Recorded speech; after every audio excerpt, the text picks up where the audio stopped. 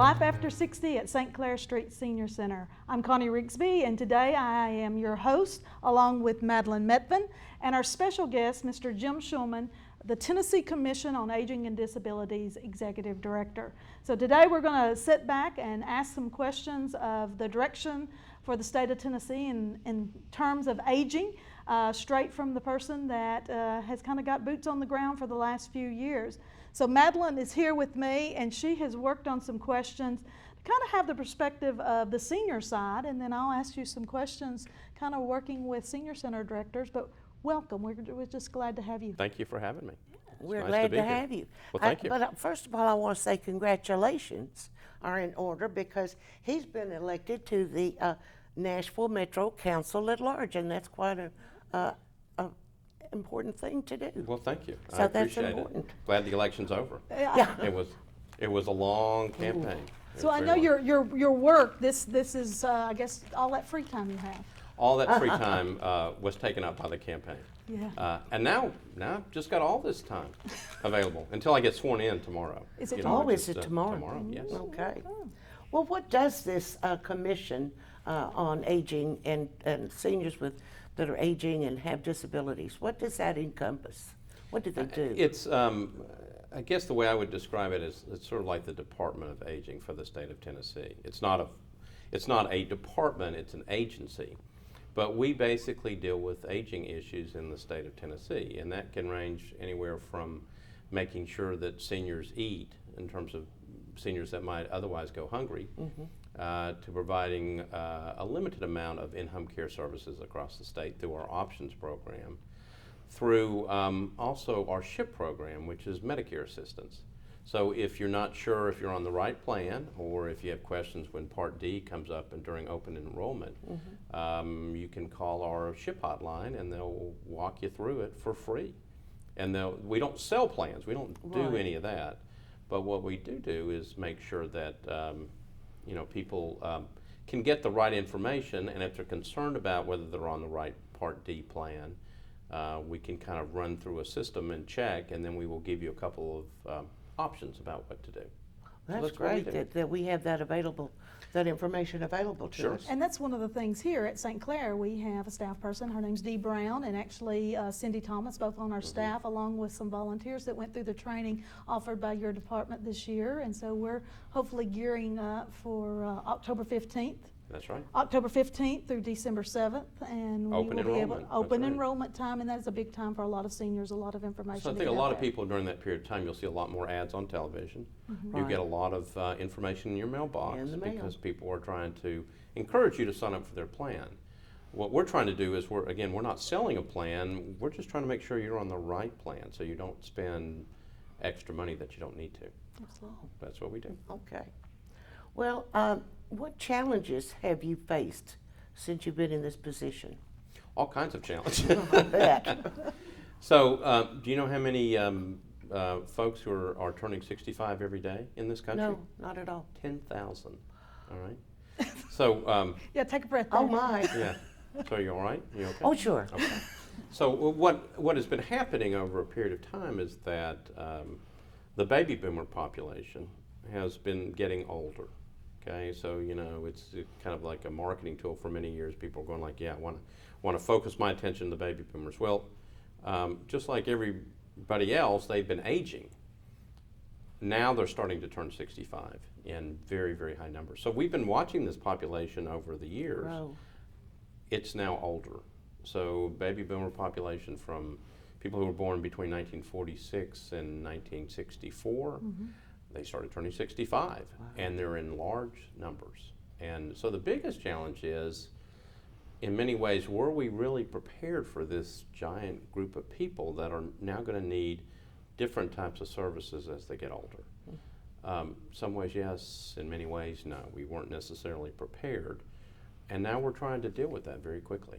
So, if we have problems feeding people now who are seniors who are hungry and don't have the means to, or the income to get food, that's just going to increase. Same thing with in-home care services. You think about, okay, so, the way I look at it is that there's the people who are very wealthy are probably going to be fine. they'll pay for private services. The people who are on Medicaid will be covered under that.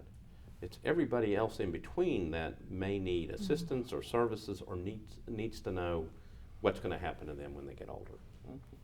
So, and Meals on Wheels come under your... We call it home delivered meals. It's a little different. Meals on Wheels is a separate not-for-profit, but it's the same type of thing. So you can sign up. You can simply call the local area agency on aging and disability and try to get on a list. They may have room. We're trying to make sure we provide as many meals as possible. You can call the senior center director and see about signing up. Well, I volunteer for Meals on Wheels that are served out of this senior center. Yeah. And I think out of the senior centers in this area, under Mid-Cumberland anyway, we're one of the largest ones. We serve more home meals. And then, of course, we serve the congregate here, too. Right. But we have, like, I think 40, 45 people that have signed up for Meals on Wheels. We don't have the money to provide that. Okay, and that's one of the problems. So you asked about the challenges. Yes. There's only a limited amount of resources to go around. One of the challenges that I've faced and that the Commission on Aging has faced is, how do you spread those resources? And how do you, if you're not going to get any more, and with the federal government the way it is, I mean, at this point everything's pretty well stuck. How are you going to expand that ability to feed more people if you've got more people coming into that category? So if you have a set population now that really is not going to get another meal any other way, and you've got this group of people, and you've got all these people aging into this category, there's going to be more people coming in. You've got a finite set of resources, and how are you going to expand that? So that's one of those things that we're trying to do, is figure out how do you reduce the cost so you can actually get more meals to serve. Now, question for you. All right. Okay, so when you go out and deliver Meals on Wheels, how many people do you serve? On a typical route, how many people would you hit? On a particular route or particular day, on a day it's about 117 to 125 That's how many people need the meals per day. Okay. Per day, and as you say, that will probably be their only meal that day, and for sure it'd be their only hot meal that day. And it may be their only contact that day. That's right, and the people that deliver do make that contact and do take a little time and make them feel important.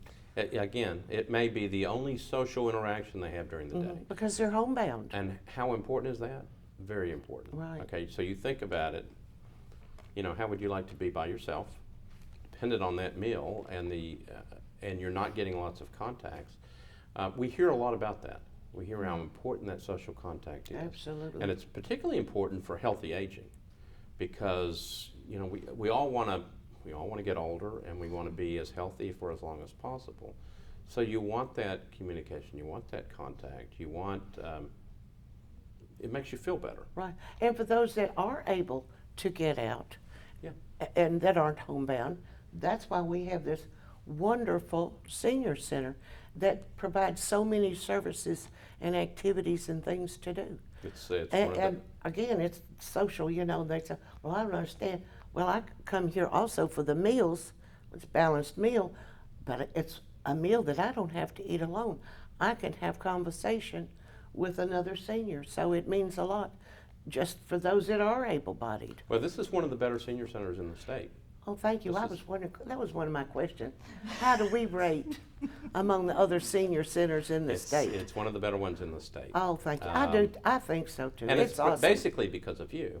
Oh, I'm sorry. It's because of you, Connie. You want my job today? No! Oh, heavens, no. It's You're doing it's great. based upon the nature of the programs that are held here, and the programs that you have an adult daycare program here. Absolutely. You have all these different programs going on. I've been here several times, and there's always activities going on. Always. And that's what you want. So, I'll tell you, one of the other challenges that we're facing is that you go to senior centers and this isn't to say anything wrong about them, but particularly when you find them that are focusing on a lot of, they're not changing with the times. Oh, So when I first went into some of them, people were working on quilts and There's no computers, there's not a lot of up-to-date activities. Okay, so exercise programs, having a computer lab, that's how you're going to continue to be successful as a senior center, is to start offering things that baby boomers are getting used to. So, And we have program directors that bring in speakers, about up-to-date things, what's going on right now. We've had them come in and show us how to use the phones, the smartphones, and things like that. So And- that's an up-to-date thing, really. so are you on Facebook? No, sir. Good. Okay. Well, but a lot of people are, people of all ages are scared of using computers sometimes. Yeah. So the idea of having someone come in and teach you how to use a smartphone is a good idea. Yes. Somebody should come in and teach you how to use Facebook, because then you It's can. It's been a class. Did It's you been a miss that one? class. Have you missed that one? I didn't want to go. Well, That's and so fine. the idea is that some people are scared of using that type of technology. Well, I used computers through my working career. When I retired, I didn't want to see another one. Another computer, Right. but you have a smartphone. No, sir. Oh, you don't. I have a flip phone, You have a flip phone. about 8 years old. Okay. So I'm sorry, I'm not one of these up tech Yeah. people. But there's so many in this center that when they do provide it, it is available. They have made sure that the technology is available. So what that simply means is that this particular senior center is keeping up with the changing times. Absolutely. Okay, which Absolutely. is what is supposed to happen. And I think for me as a director, that's one of the challenges that I have. We have a lot of our seniors that have been coming for a long period of time, and they're, Yeah. it's a kind of ownership, my senior center and that type of thing. And slowly making those changes toward this type of direction is, I guess, one of the challenges for me. And then having you say it and kind of back that up is that that's very important, not only to us as a center, to the state, and what services we provide to seniors. So it's really good for me to hear that, and kind of for our seniors to hear that, because we do need to make those changes. And bringing classes, evidence-based classes have been a very important thing. I know that's something that from TCAT have been kind of pushing out for senior centers, and we have really, this last year, we've sent several staff for training and step on. We do some of the training. We work with some other outside agencies like the University of Tennessee and some of the MTSU here to kind of bring in some of those classes. So I know that's important. So. I mean, it used to be, I believe, that people thought, once you retired, that just kind of stopped. But no, I think what we hear is that people seem to do so much better as they age, through social interaction, through participation, through involvement, through going on trips, to coming in and, and being a part of a whole group. And again, there's so much stuff to do here. Absolutely. And you can pick and choose. I encourage people to come. I mean, you really, particularly people who are looking for opportunities, you can find them here. Absolutely. Yeah. We put out the leaf every month, and I know that's one of the things I had spoke to another staff person of yours, Laverta McCullough, who was here today doing an emergency preparedness class. And so she said, we get the leaf and we take it around and we show it to other staff members there at the commission. And so we do try to provide a lot of activities from education in, physical fitness in, and then of course the social in. So we really strive. We love ideas from our seniors. That's where we get the best information, is when a senior comes up and says, I won't. Yeah. Why don't you have? And that in many ways is the key. Yeah. A lot of times, I think it's a challenge, but it's also one of the true things about how this all operates is. I'll give you an example. It would be like if the three of us decided that we were going to construct a place for teenagers. A teen town is what they used to call them in East Tennessee, where I grew up. Teen town. So the three of us get together and we study and we look at all these examples across the country, and we design what we think is a fabulous place for teenagers to go after school. Do you know how many teenagers are going to go to that place after school? Zero, unless they somehow stumble into it. Why? Because we designed it. We don't know what. You got to get down and ask them what. You have to ask people what they want. So what you just said is very important. It's very important all the way through, and that is what do seniors want? You know, what do they want at the senior center? If all you do is go, you know, we're going to do this and this and this, and nobody comes, it may be because you never bothered to ask what people wanted here.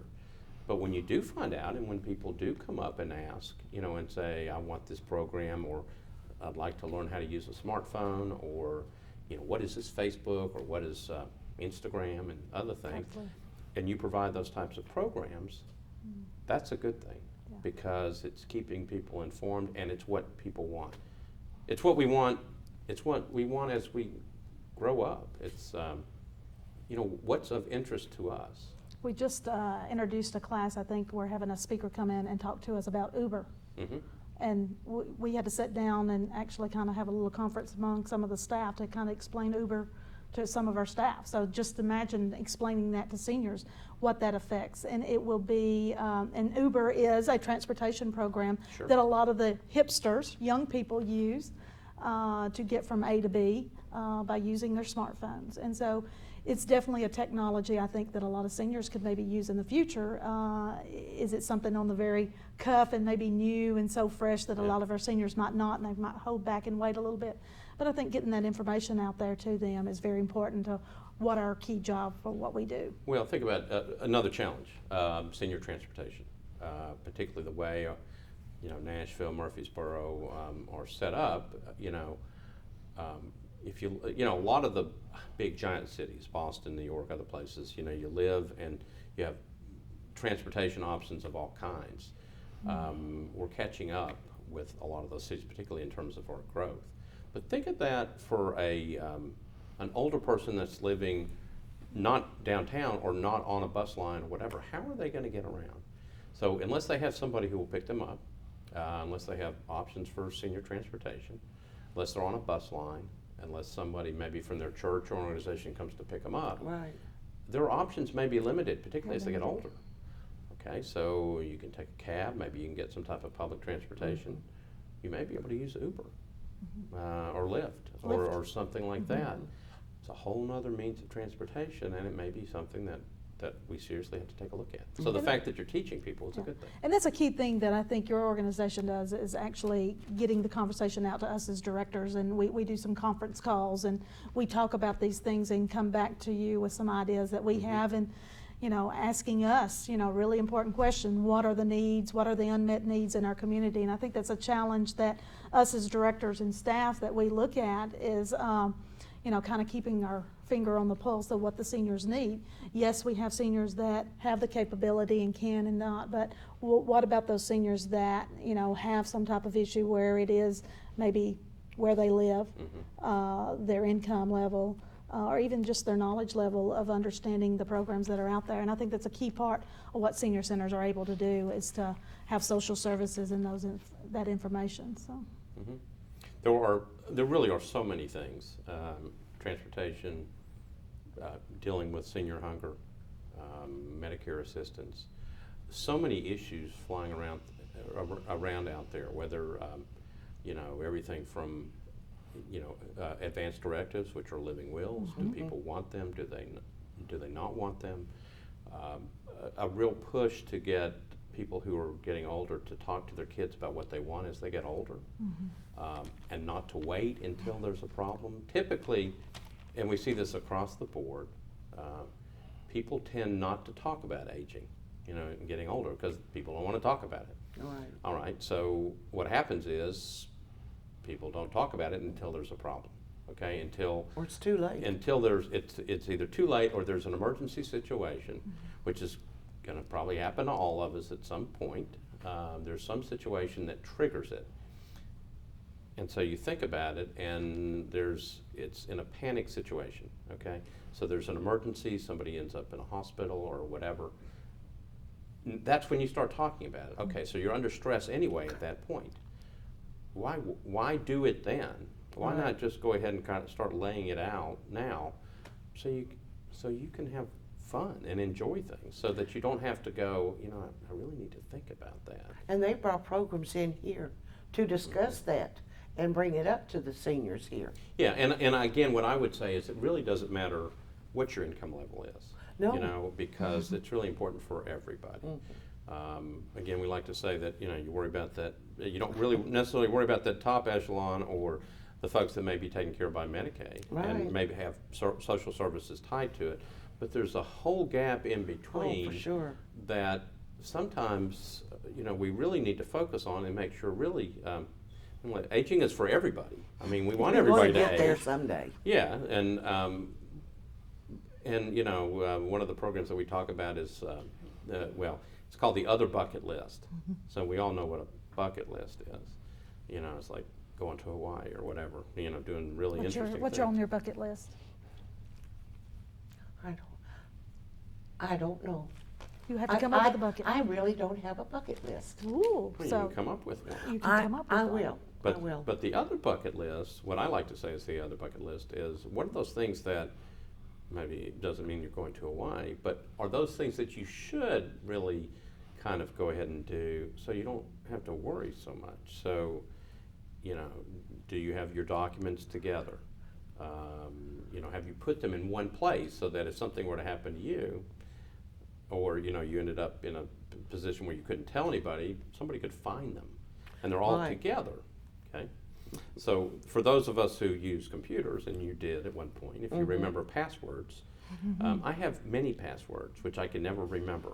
Okay, so I have like 4 or 5. All right, so It's a common thing. I can't even remember them most of the time, so I'm always having to go back and change them. All right, so what happens if I don't tell anybody what my Oh passwords my are? gosh. Okay, and all my information, including information that may be very relevant, is in those documents, and people can't figure out how to get in there because they don't know the passwords. Heard of a situation where an individual had long-term care insurance, been paying for a long time, ended up with dementia, okay? Didn't tell Anybody. her family that she had it, okay? So dementia, policy lapsed because she forgot to pay for Oh it. dear. Cost the family $20,000 to $25,000 in long-term care services when it would have been covered, but nobody knew, okay? So those are the things that you want to, it's just basic stuff. And it's a gift. I think it's a gift you give your family, is sitting down and do Absolutely. that. And if they don't want to, which some children say, adult children say, "Oh, I don't want to talk about death, Mom or Dad. Don't. That's just too gruesome or too depressing." Well, I'm sorry that you find it that way, but trust me, you're going to appreciate it later. And we're going to sit down and we're going to discuss this. So it can go either way. I mean, the sure. kids can either force the issue or the parents can force the issue. Right. But you really should have it. And it doesn't have to be, and Absolutely. again, you certainly don't want to be doing it when there's a real serious issue going No. on, because then it just enhances the stress of the situation. Absolutely. So I've had the conversation with my kids, and and started as simply as, there's nothing, at least physically, wrong with me. Mentally, you never know. But I'm just having this conversation because I want you to know, and I think you're right. One think it's a gift. of the greatest gifts is, Absolutely. do you really want your children being put in a situation where they're having to make serious health decisions for you? Right. In stressful situations, which can encourage fighting between siblings and those things? Or can you go ahead and get this stuff done the way you want it done, the way we all want it done? And so it's your decision, and you get a control, and you don't put your kids in a situation where they're having to make really, really difficult situations for you. Or Well, we for me. talked about, excuse me, I'm sorry, Sure. but we brought up, dementia and forgetting and this sort of thing. Well, we recently had the senior brain games to change a little bit, and we did pretty good, but there was a group in our district that did real well, and I wanted to know how they're rated in the district. Ashland City? Yes, how did they- The team that won down here? Yes. And beat your senior Okay, center? well, I wasn't going to Well, say we weren't going to that. bring that up, but go Ashland City. We'll cheer That's for right. them. We're So gonna the cheer Senior them. Brain Games in its 3rd year. This year the championship's in Morristown on October the 9th. Why Morristown, Tennessee? Well, because they're the defending state champions. They won last year. Oh, So we go where they are. So they didn't have to go through the regional competitions to get. And all Senior Brain Games is a trivia-based competition absolutely. with It was strategy. interesting. It was fun.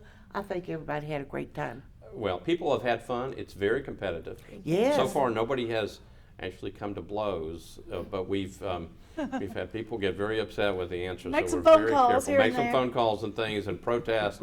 We have rules now regarding all that. We have judges. We haven't had to bring in bouncers yet to make sure that separate the teams. But Ashland City represented this region, Right, oh, the or this region. district. Yeah. Okay. And then they went to Cookeville last week and competed against a team from Lewis County and a team from Smith County, I believe. Smith.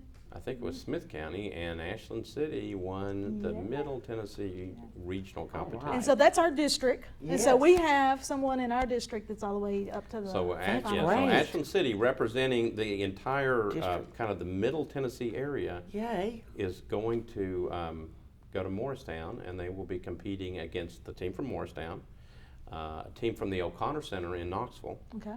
and a senior center from Martin. So East, Middle, West, Cool. along with Morristown. And We'll find out who the winner is. winning team wins a big trophy for the year with their names engraved, and they win $1,000 for the senior center, Oh, cool. and they get bragging rights. So, Absolutely. And for the next year, and that'll be hosted by their. So if Morristown can defend its championship, they get to keep it.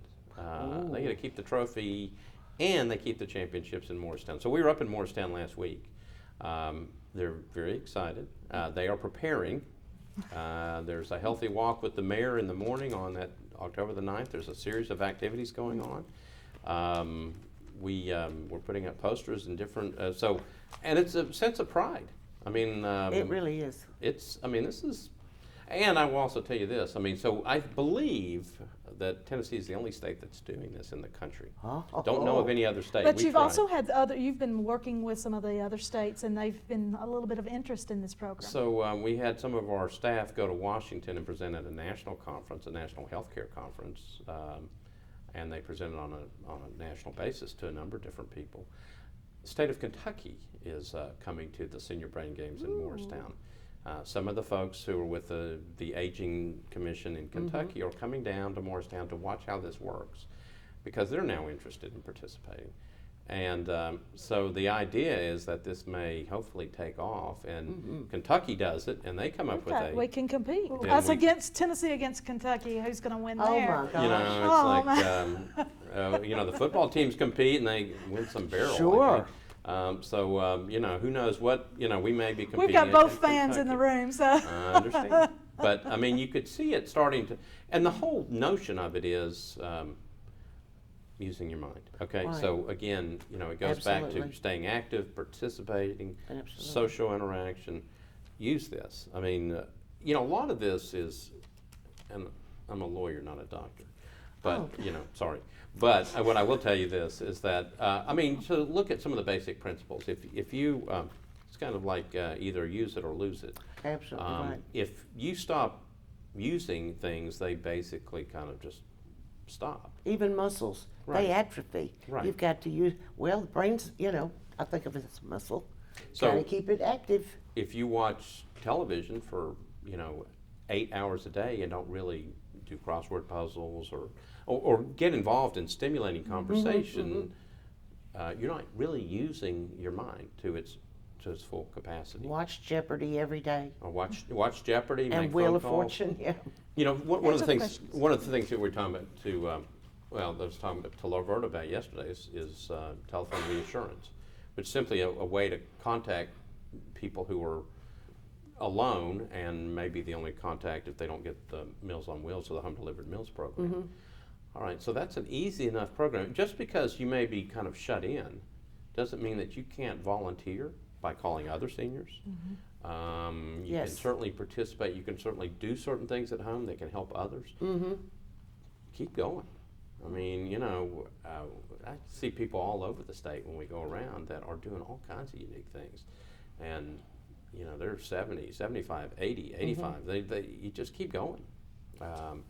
Life just keeps going. You be engaged and be active.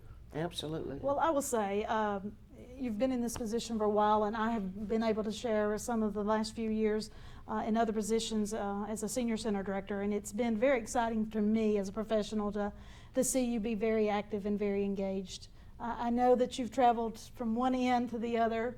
You've been in contests. I think you've been interactive in a lot of the different activities that some of the seniors. I think some talent shows.